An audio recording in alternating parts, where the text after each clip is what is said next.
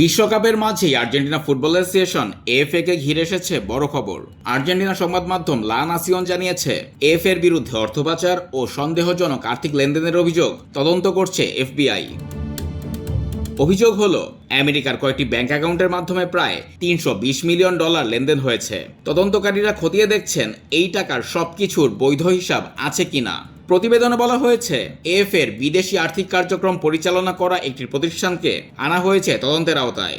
অভিযোগ অনুযায়ী লেনদেনের বড় একটা অংশ এএফএ এর নিয়মিত খরচের সাথে মিললেও প্রায় $57 মিলিয়ন হিসাব মিলছে না।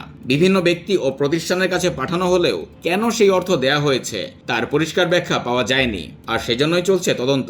এখনও এএফএ বা এর কর্মকর্তাদের বিরুদ্ধে কোনো অপরাধ আদালতে প্রমাণিত হয়নি।